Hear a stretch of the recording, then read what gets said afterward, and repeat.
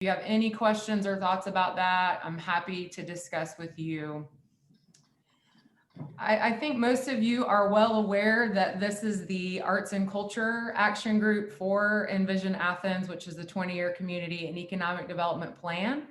The priority action or the key objective for this group is to develop an inclusive approach to the arts by identifying and addressing barriers to equitable access and engagement. So I would love to just kick us off, since we have, enough, not too many people to do quick introductions. If we'll go around the gallery wall here, and I'll just call your name, if you can share your name and affiliation, and then we'll kick ourselves off here. First, it's a pleasure to introduce Abhishek Rai. He is a new fellow with Envision Athens. So Abhishek, if you want to just say hello to the group, we're glad you're here. Good morning, everyone. Hello, I'm Abhishek, and I'm a fellow with Envision Athens for this semester. Awesome. And John. Hey, everybody. John Morris, project coordinator with Envision Athens. Marilyn. Good morning, everyone. I'm Marilyn Wolfergatz, and I work with ACAC and, of course, the Envision Group and a couple other community groups, but am basically a community arts, did I call it? Advocate? Advocate, thank you. Love it. And still need more coffee this morning, obviously. Thank you. Madeline. Hey everyone, unlike what my title down here says, I'm actually Madeline Blankenship now. I gotta update that, I got married recently.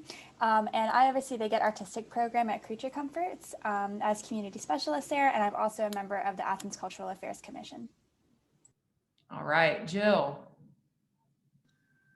Morning, everybody. I'm Jill Helm. I'm the executive director of AFFEST Educates, which is the nonprofit that produces the AFFEST Music and Arts Festival and awards grants to support music and arts education for kindergarten through 12th grade here in Athens. Evan. Good morning, everyone. I'm Evan Bush. I'm the children's librarian at the Athens Clark County Library, and I'm in charge of our regional services and am representing the Athens Clark County Library. Thanks, Evan. Lauren. Good morning, everyone. Lauren Fancher. I'm the director at Athica, Athens Institute for Contemporary Art, and I'm delighted to see all of you this morning. Good morning. Lynn. There we go. Hi, I'm Lynn Green. I'm the director of the Morton Theater, which is a part of the Arts Division of Athens Clark County Unified Government's Leisure Services Department. Maria.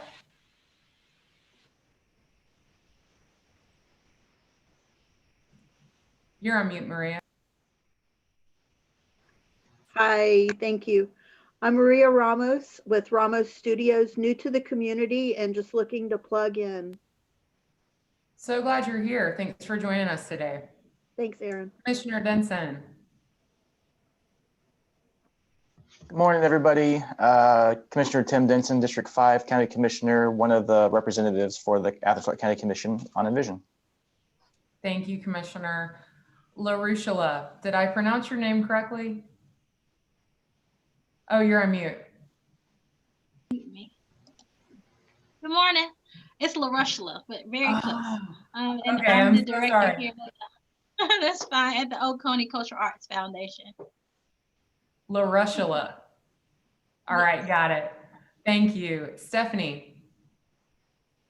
Good morning, everyone. I'm Stephanie Rains. I'm the Arts Division Administrator for Athens Clark County Unified Government's Leisure Services. Dee Dee.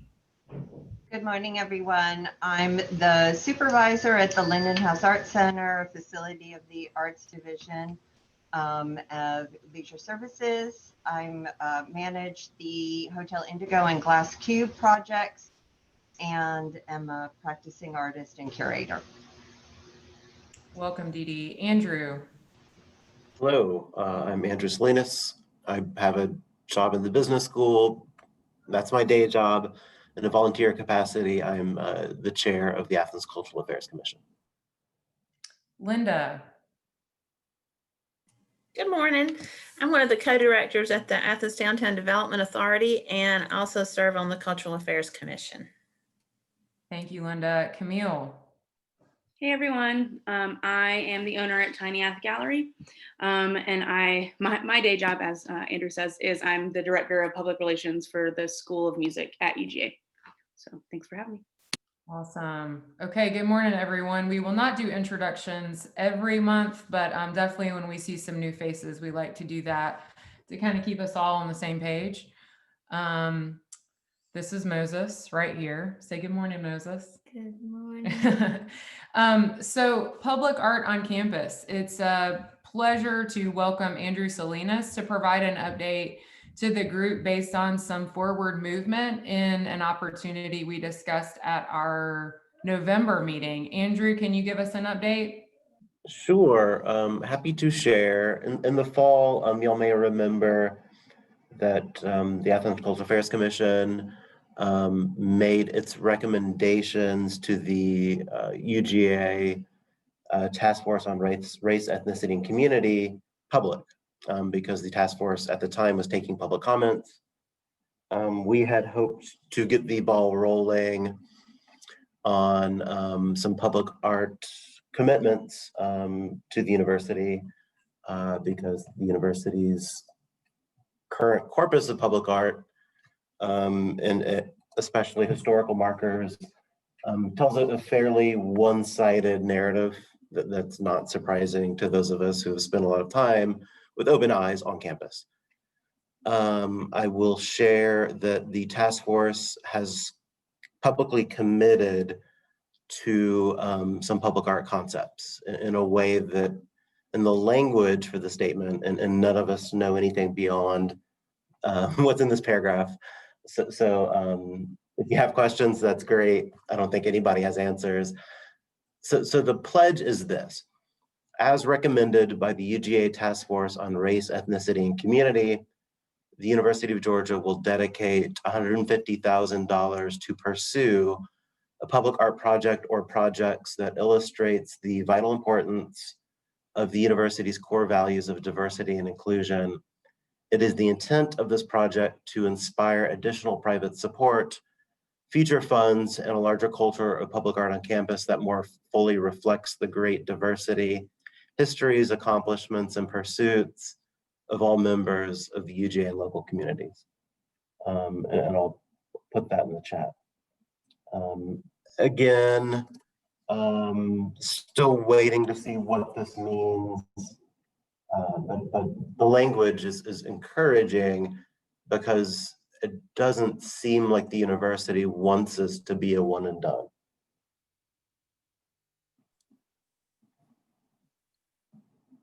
Andrew, thank you so much. Can you, while we're still on this topic, before we move forward to talk about the Athens Creatives Directory, are you willing to share any takeaways from how this moved from a conversation we had in Create Athens? Well, it was your idea, how it moved from your idea to Create Athens to fruition, and what might we learn from that and apply to our other work? Sure, I'm proud of ACAC for being willing to back this up and to use our own platform to make the statement. I will say one takeaway is that there is a culture, a real culture of fear on campus, fear and conditioned apathy, really. I mean, my response rate when I was trying to contact folks on campus was less than 10%. So fewer than 10% of the university's population that I reached out to. So these are mostly people who work for the university in some kind of arts capacity. Fewer than 10% responded. I know a lot of people thought it was a crazy pursuit, and perhaps it was. But community efforts can make a difference even in the most unexpected places. So, you know, props to this group. There were some relationships made through this group that made this a little easier. but again, few folks on campus thought that the timing was good and thought that this could be a thing that could be achieved at all. And I will say that some of this is coming from, you know, there aren't a lot of people who've been paying attention that necessarily trust the university to do this well. So I understand that. I'm going to remain optimistic, just because, I mean, the Baldwin Hall Memorial is a very recent and still painful example of, despite having all the right people on that specific committee, those experts weren't listened to in that process, and the university rushed towards something that contributes to a culture of fear and distrust. So I get it. You know, sometimes you just have to act like failure is not an option and pursue something with a single-minded pursuit. And I'm grateful that there were a handful of folks along for that ride in the fall. That's so helpful. And thank you, Andrew, for being kind of the facilitator and champion for this along the way. Thank you. And again, Yeah. I get an arts paycheck. And so a lot of times I think that is helpful. And a lot of times that means ACAC can be a bully pulpit. You know, our public art master plan, ACAC has a lot of really compelling processes, and a really thoughtful master plan that I inherited well before I joined this group. But it asks ACAC to be arts advocates countywide. And you know, we see that as our role. Mm-hmm.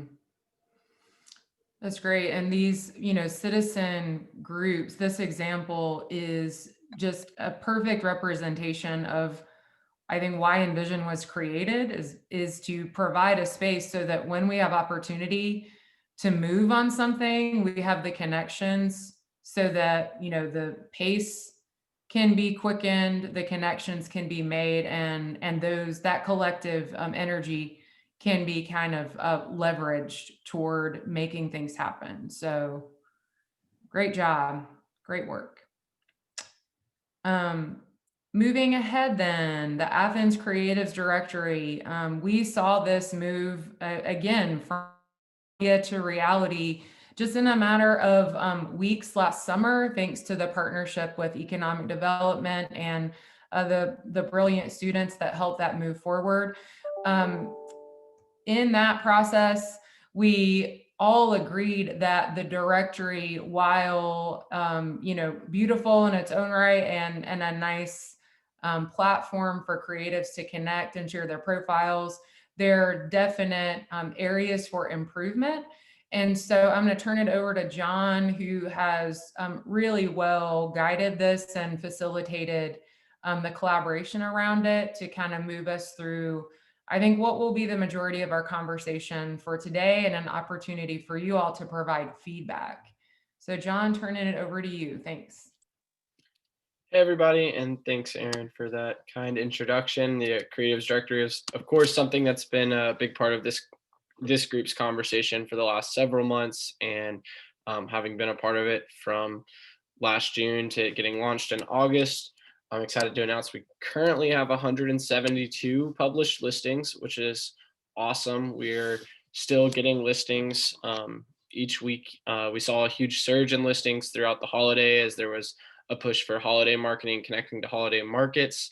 Additionally, we wanted, before we kind of jumped into opportunity for improving the directory, I wonder if anyone from this group has heard of any testimonies or any positive experiences through the holiday market campaign throughout the December. We would love some, if there was feedback, success stories, something to just kind of hear. So I open it to the group if anyone has any stories or testimonies they experienced or have heard of in the community last month.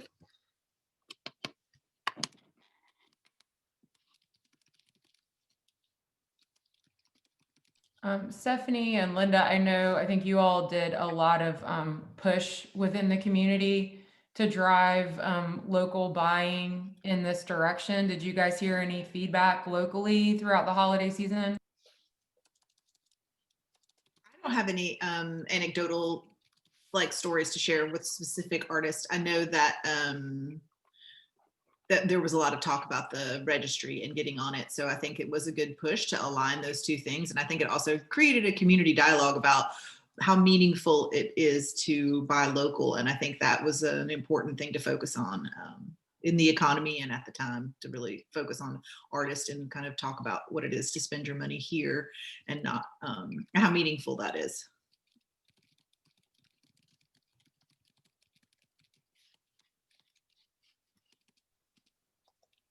I'll say that on the behalf of OCAF, we didn't do like a survey to see where people heard about our holiday market, but we did have a unexpected crowd with COVID and all of the COVID procedures that we put out there than we expected. So we end up having good revenues for the local artists. So I'll be able to probably give you those numbers next time we meet, but it was a lot better than expected. Always better than zero, but a lot better than expected.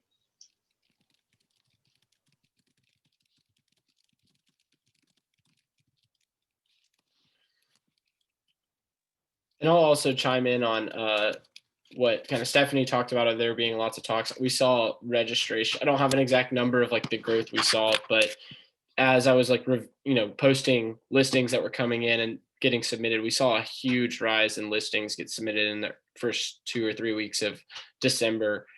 Just like a surge that we hadn't seen really since the original launch of the directory back in August. So that was great to see. And I think it's positioned the directory well for improvements and kind of the next part of this conversation of where it's going and how to continue to improve that. So pause for just a second in case anyone else wants to chime in. Go ahead, Lauren. Hey, it looks great. And I've been on a bit of a observer more than a participant. So I was just looking through it while we were listening to the updates. And I noticed that there are local businesses listed.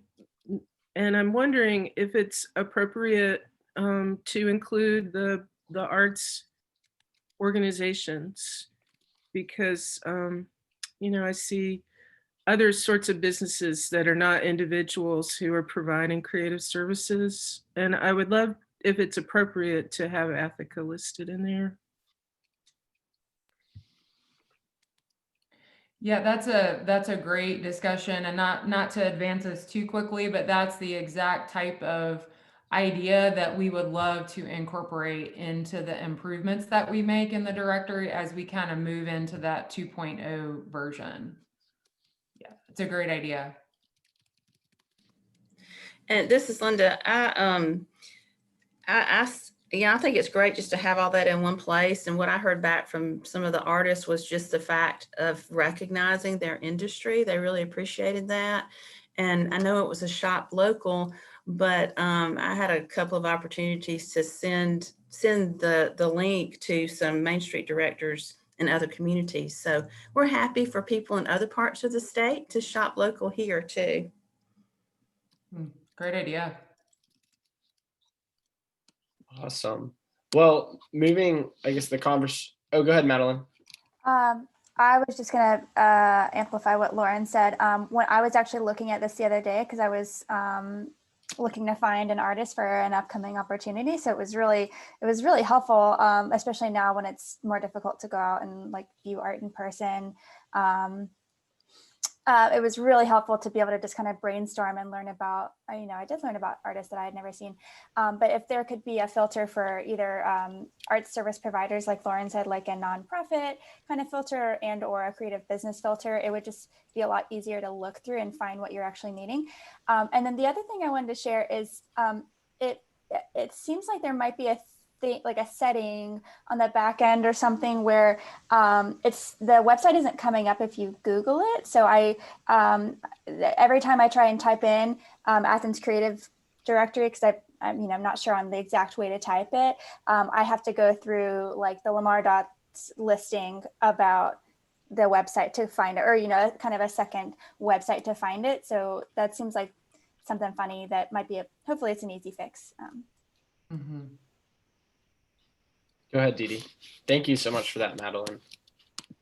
Yeah, it's my story isn't necessarily about the holiday experience, but we did search on the registry for an artist for our new Window Works project, which is currently up right now. And we found Nora James, and he's just terrific to work with. And he's created unique experience in the facade, turning the inside out. The gallery is now outside at the facade of the Art Center.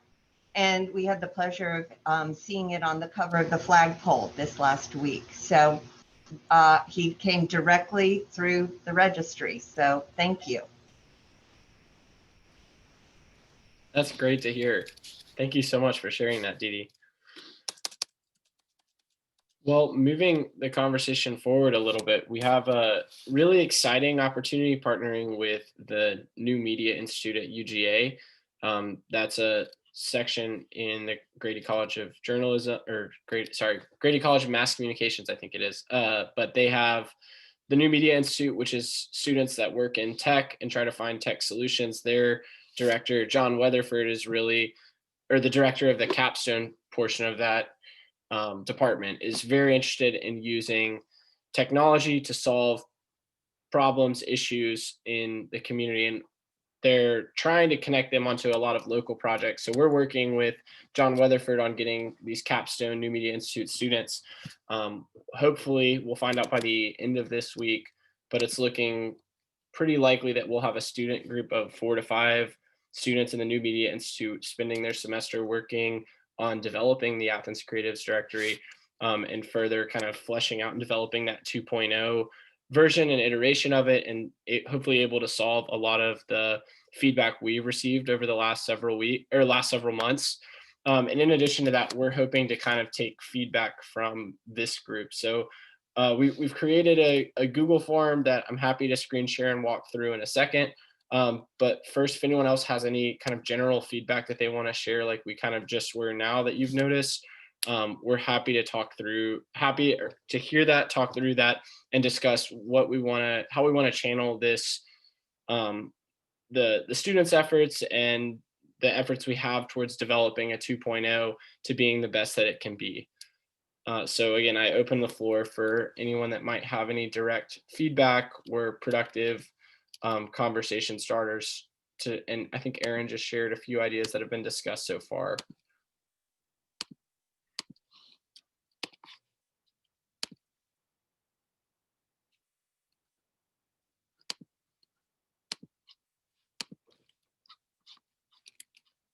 And I will go ahead and get that Google form pulled up and share screen and walk through that. The plan here is to talk through this Google form now, seek y'all's general feedback. If you want to add, maybe discuss any of these questions or add in any way we're seeking your feedback, I'll share this with the group as well and invite all of y'all to fill out the Google form. I'll share that with the meeting notes.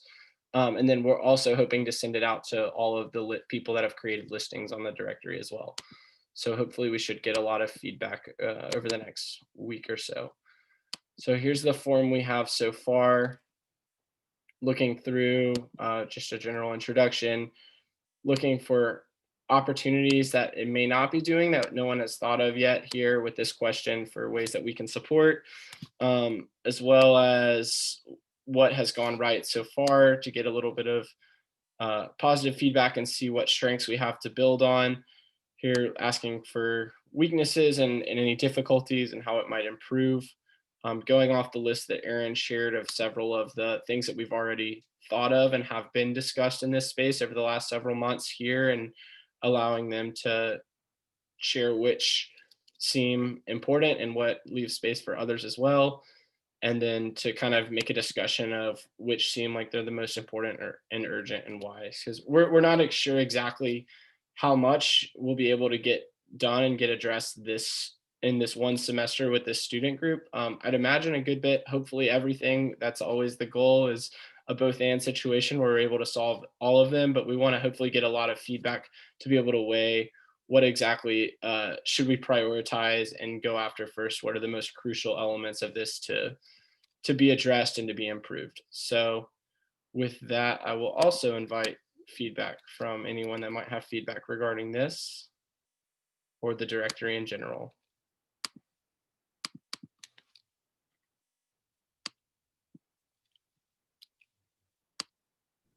John, something that just occurred to me, unfortunately, it seems like folks who are setting out to hack, the rate of that, or maybe the effectiveness of that, has increased as of late.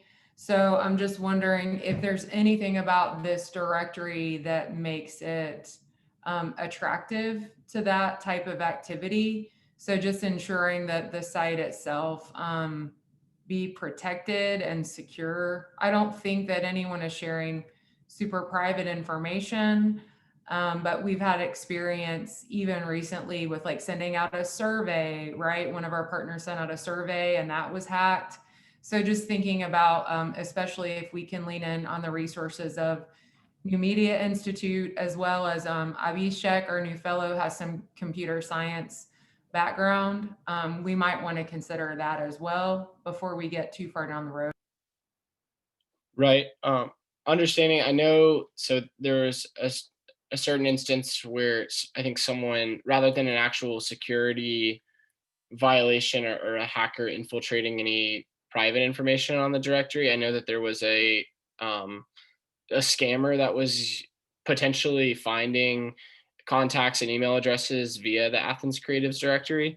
I looked into that. It seemed unlikely that there was actually a cybersecurity issue, more so someone that had a scam email ready to go and was looking for people to send it to. And if they use the Athens Creatives directory, which is possible, then they were just basically pulling people's email to start sending out emails from. Now, I don't know that there wasn't surely confirmation that they were using the Athens Creatives directory, but if in the event that they were to stop something like that, we would have to make contacts non-public, which kind of defeats the purpose of the directory as a whole.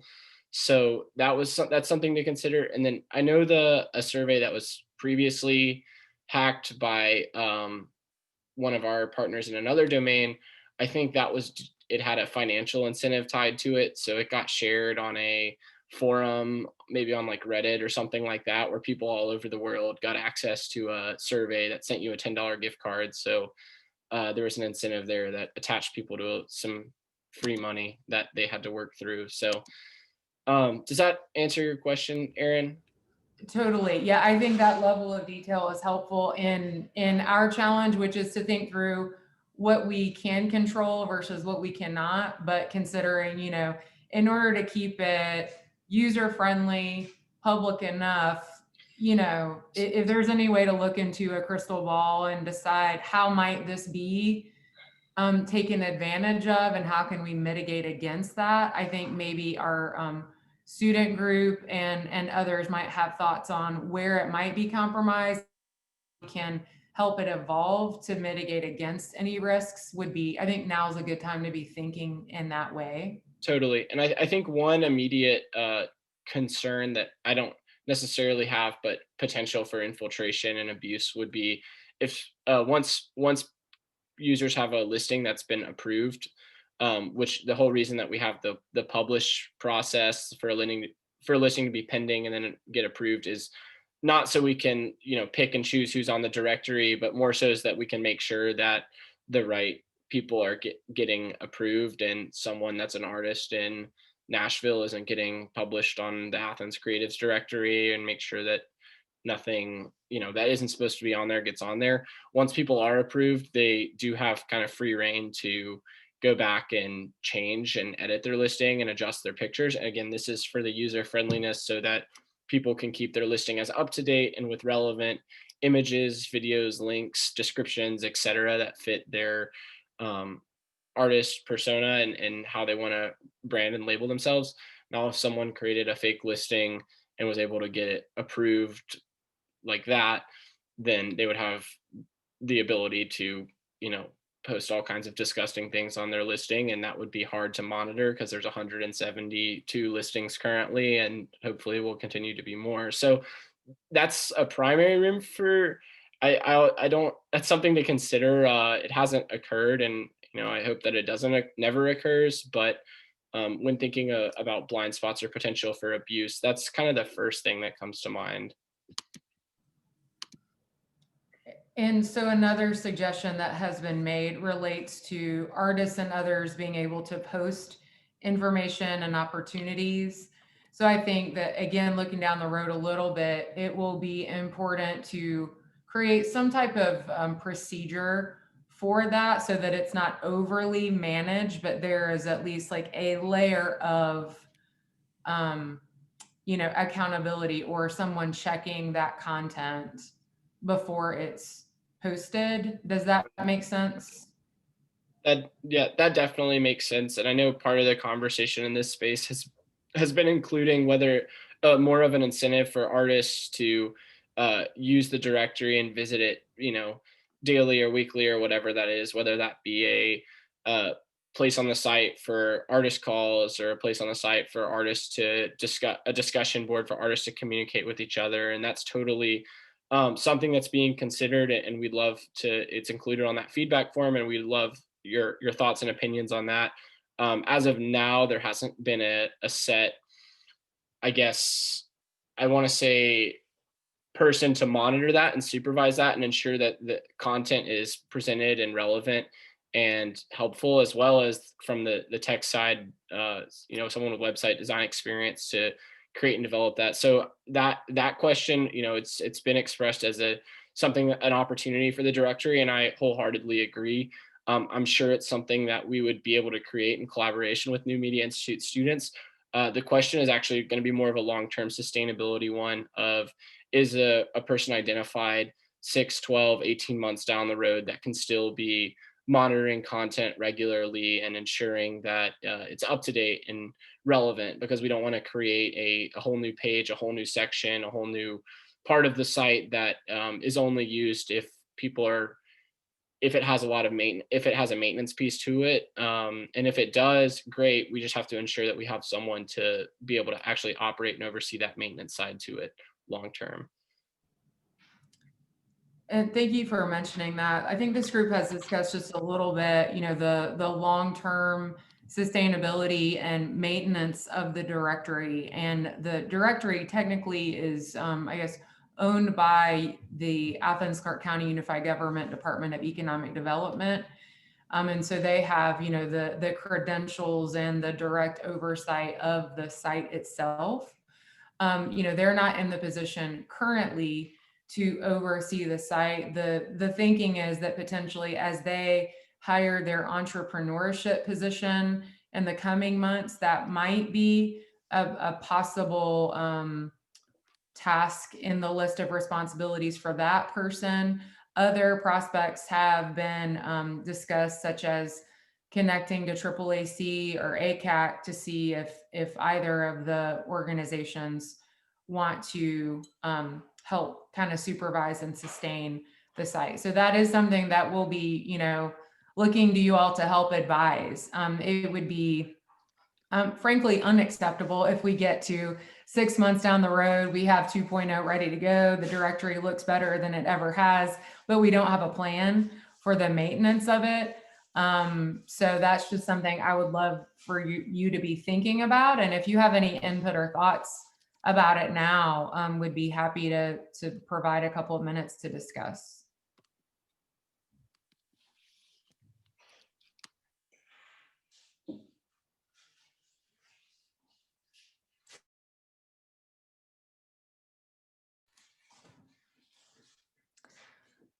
So John will be sending out that Google form to provide input for any other feedback on improvements for Directory 2.0. If you all think of anything additional, please use that form to include your feedback. John, is there anything else on the directory that we wanted to discuss or make space for before we move on? I don't think so. I'll share the contact email for the Athens Creatives directory in the chat. So feel free to share any questions you might have or comments or feedback to that account, which is now in the chat. Other than that, thank y'all for listening and being such great partners and advisors and support for the Athens Creatives directory for so long. And I'm really excited to continue working on it and developing it, and look forward to all the updates that we'll hopefully have done this semester. Awesome. Thank you, John. All right, so I'm trying to get this right size. We have so many success measures with this very ambitious group here. So John and I thought that with the last 15 minutes or so of the meeting, we would just kind of look through the success measures that we collectively established a few months ago now, and provide an opportunity for you all to share updates, questions, or thoughts about this pretty extensive list.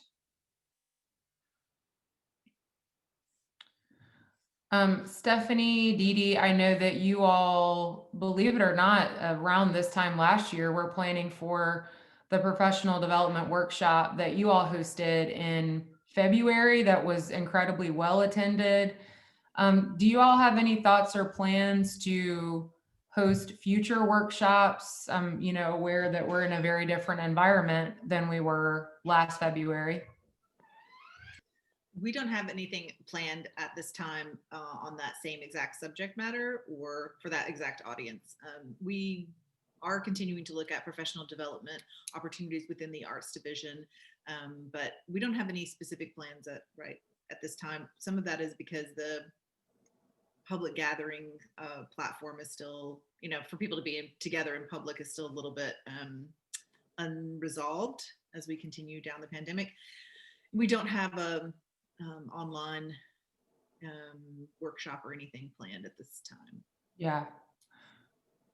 Thank you. And, as we look through several of these success measures, many of them do connect to what we would, typically consider an in-person convening. So an artist happy hour, I'm not sure when that might be in our near future. Madeline, do you have any thoughts about that? I know you all at Creature have done a great job of providing space for socially conscious, safe gatherings. Do you have any thoughts on if and when an artist happy hour might occur at Creature or a similar establishment?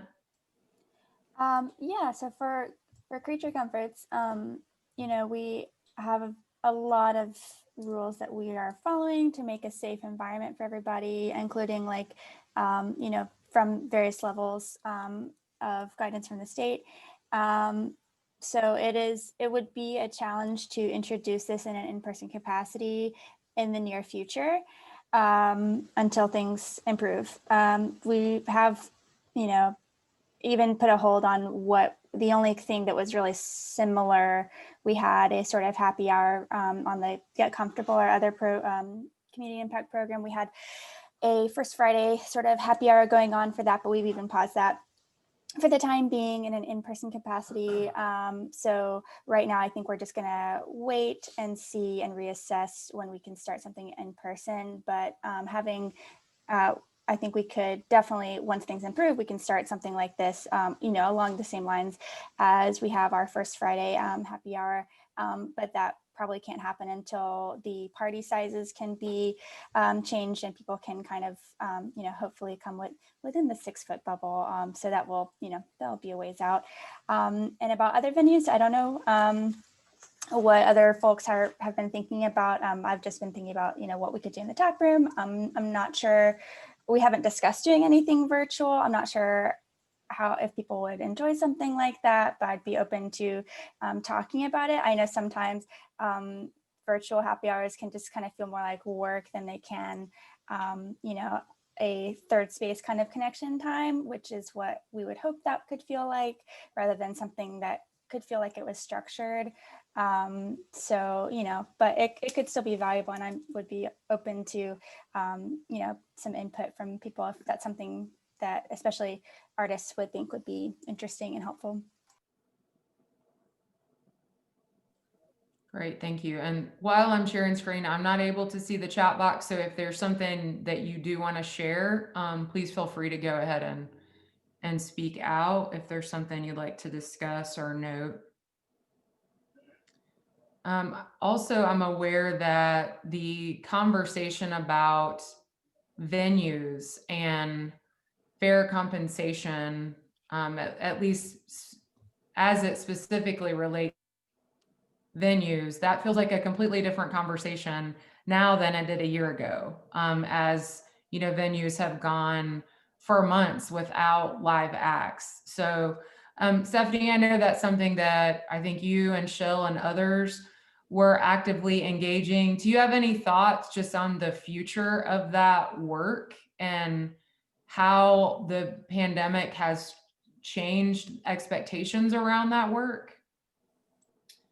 We have been continuing to discuss that, but I think it has shifted the dialogue, because now with the way that we're kind of frozen in space, it's hard to know if with the economy or when, you know, how we will move back to the way we always did things, or is this an opportunity to revisit some of the models and ask more deeply how they have served us and as the community. And I think we are still talking about that within our workbook or with our guidebook that we're working on, and that's still a dialogue where we kind of want to, I think it's going to take some time to read the room to see how businesses open up and how they're able to bring people back. It's really hard to tell how we will reintroduce live audiences, how we will reintroduce in-person, you know, opportunities for people to purchase art or pay for viewing art, buy a ticket to see a theatrical production or a dance performance. We're just not sure what that's going to look like. I think that I do think that people have had time to think about how much those things are important and how valuable those are, how much they miss them when they've been away.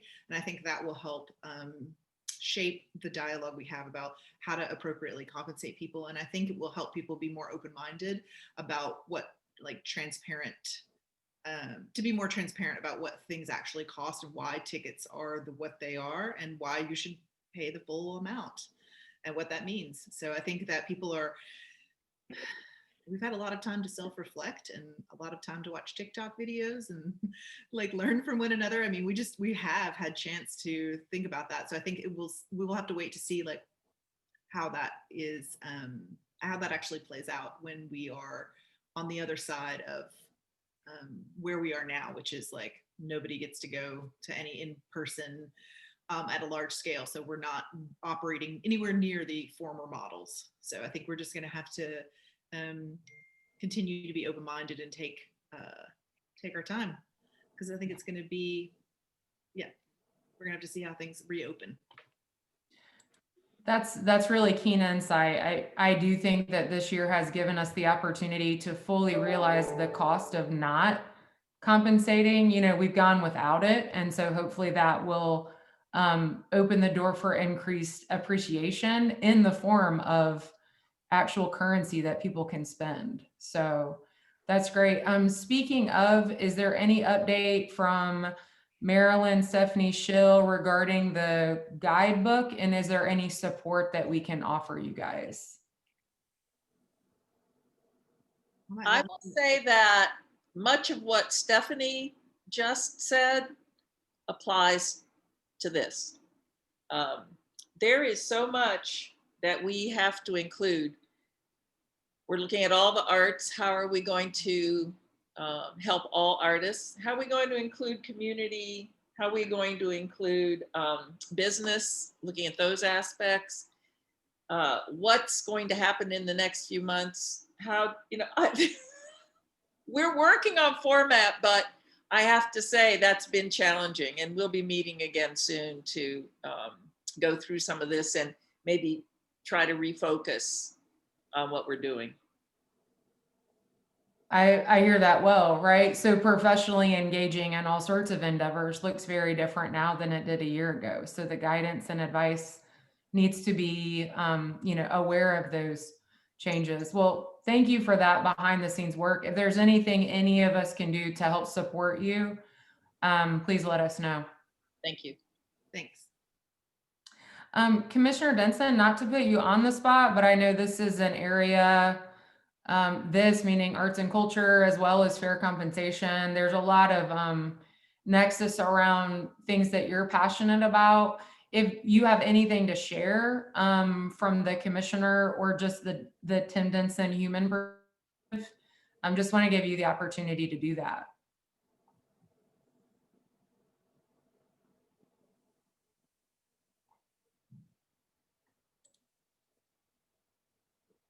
Oh, I think he's not. No worries. That's the danger of the screen share, is you can no longer see the gallery.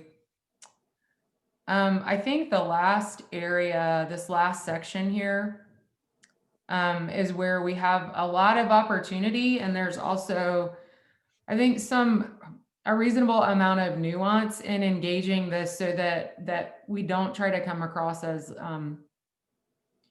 as though we're attempting to police other people in a way that's not constructive.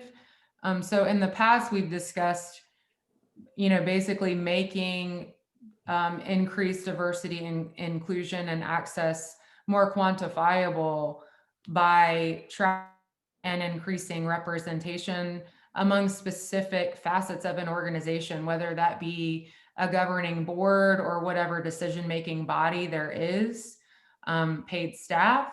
I recognize that that's a little bit more challenging when an organization only has maybe one staff member or two staff members, but it's definitely something that doesn't move forward if we don't talk about it.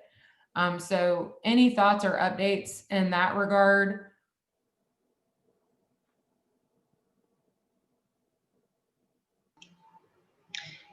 Erin, this is Jill. I'll just add, so we have AFIST Educates Board, we went through our new strategic plan, and one of the things that we did was to create, for a board member, was to create a position called Community Education and Outreach. And the whole purpose of that position is to make sure that throughout the community, people are aware of AFIST Educates and are aware of the grants that are available to them, so that we can start making, I'm looking at number 13 on your list, so that we can start making as many opportunities and experiences available for young people throughout the community, not just concentrated areas. So we elected, so I don't know how, those of you who know, anybody who has a child who has ever attended any program at YMCA knows Gina Jackson.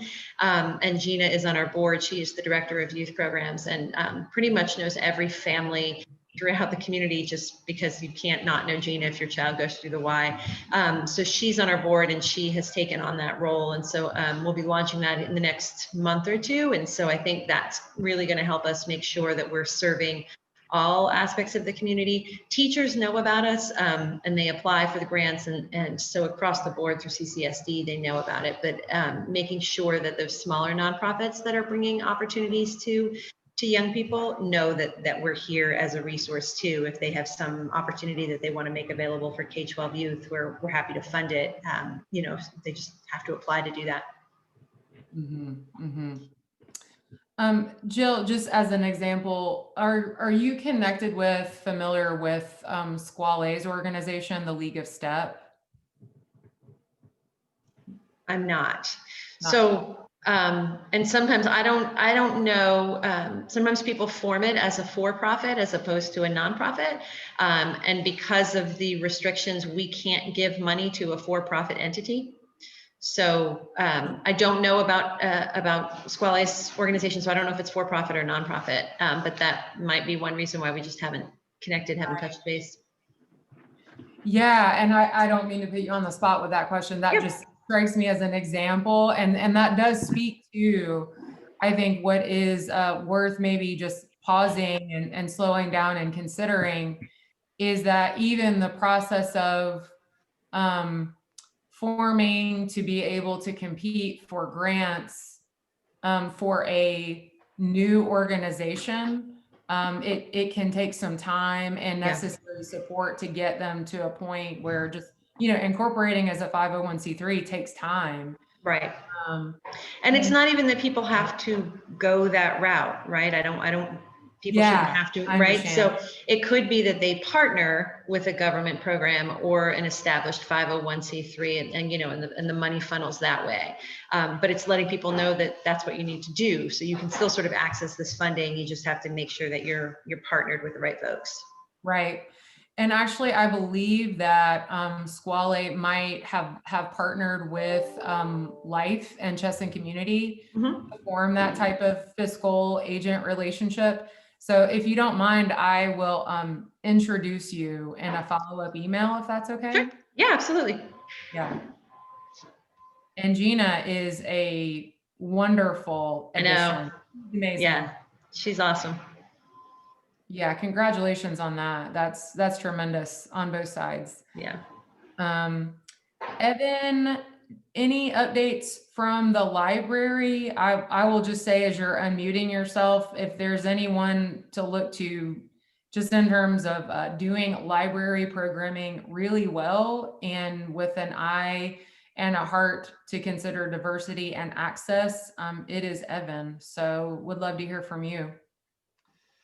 Well, as you know, this year has been really challenging just because we don't have any in-person programming. And every time we think we're making some sort of projection of when that might remotely happen, things change. So at the moment, to kind of piggyback with Jill, is the thing that at least Children's is doing right now is we're offering virtual music programs for Athens Clarke County students that are after school. So starting in February, we'll be teaching early music literacy to kindergartners, first and second graders that we're working with the family engagement specialists at quite a few schools.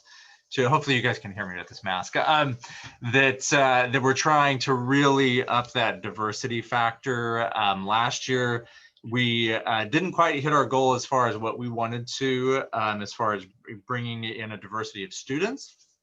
So that's our goal this year, is to specifically work with the music teachers and the family engagement specialists to purposely funnel in kids who may not have access to print materials. And that's kind of a problem that we're discovering right now too, is that most folks are finding out about things, you know, digitally. They're finding out online.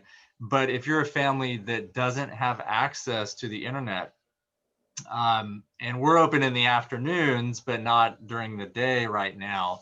So we're trying to really kind of wrap our heads around how to reach these families and these children who may not, you know, see advertisements for programs online.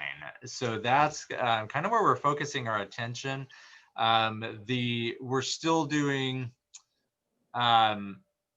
adult programming and young adult programming, but it is all at the moment through Facebook. So we're still trying to kind of diversify that as well and find other ways to do it. But I think generally all of the arts and education and everything is really in a pickle, you know, at the moment of, because virtually if you're teaching a class too, the more students you have, the more difficult it is. But we've dipped into the virtual training, and with music, you know, it's challenging because everybody's on mute. So, but we're discovering ways to, you know, work around that. But that is my goal this year, is to really try to reach those families in our community who may not hear about the programs that we're doing through the internet. So kind of crossing that divide.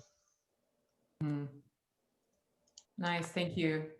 We often have Dan Smith joining us. Many of you know him as he kind of oversees and guides the arts and other specials for CCSD.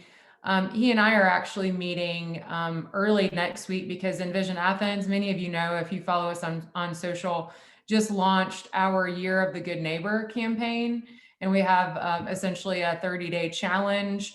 And every week's challenge connects to a different value, our 4 core values being unity, equity, prosperity, and compassion. And in the same way that CCSD invites students to participate in, art contests related to Dr. King and others, he and I are going to work together to plan some kind of contest related to these values later in the year. So I look forward to sharing more with you about that. And we'll probably also be inviting a few of you to be part of the selection committee for that in the future. So hopefully a way to engage students in a different way this year and give them something else to be excited about. Commissioner Denson, before we close out, is there anything you want to add? I just know there's a lot that we've discussed that connects to things you've been working on and your interests as well. I'll just say it's exciting to hear all these updates, so I can just see what's going on here and kind of have these things in the back of my mind while I engage with other issues and how they can tie and intersect. Like Andrew bringing up the recommendations from the UGA committee made me think about the fact that right now we have the Town committee meeting right now and talking about how they could be working with UGA to address that history. So I'm just excited to hear about how these things might be able to interconnect down the line. Awesome. Thank you so much. Maria, did you have something to add? This is specifically for Evan. What if we were to put pamphlets into food boxes, letting those families know about your programming? And I'd be willing to help facilitate that with you. Yeah, I think that would be awesome. Thank you so much. Yeah, definitely. If you could put your contact info in the chat, that would be great. And before we go too, I just wanted to say too that whole program is thanks to AthFest Educates that we're doing. I didn't give that plug, so thank you, Jill. They have funded our program last year and this year, which is enabling us to do that virtual work. So thank you so much to AthFest Educates for that. But Maria, absolutely, that would be wonderful, because that is one of our hardest things, is hitting those people who are not online. Yeah. Great idea. Yeah, Maria, once again, I'm so glad you were able to join us today, and welcome to this community. Welcome also to Abhishek. This was his first meeting. So guys, I did indicate that we would end on time. I think we started at 10:31. Between now and our next meeting, I would love to invite you to think about, as we, before we look outward, look inward to our own organizations and create a culture of, reasonable, friendly accountability around how diverse our own governing bodies, boards, groups of advisors are. I would love your thoughts and honest feedback and input when we meet again regarding how can we engage in this conversation in a way that is like a call in versus a call out, and actually start to measure these things. My concern regarding this specific success measure is that it is something that we could talk about, every month for the next year and really have no sense of how far we've come or where we need to go next. So if you all would come maybe willing to share where you are, where your organization currently is, so that we can talk about, what is the baseline and then what are steps that we can take and support each other toward to improve that. If you have any concerns or for whatever reason you're not comfortable taking the conversation there, I would love to have an offline conversation with you. But I think as the project manager, it is my job to kind of help us get to a point where we talk about what we're talking about, if that makes sense. So would love for you to kind of audit that internally and come to our February meeting ready to share kind of where you are, what is the diversity of your board, et cetera, and diversity in every way, so we can talk about strategies for improvement. All right. Does that work for everybody? Any questions as we close out? All right, and I welcome you to email me directly. I see some folks already engaging in the chat box. Would be happy to talk with you at any point about any of these things. Okay, be well, everyone. Thank you so much. Take care.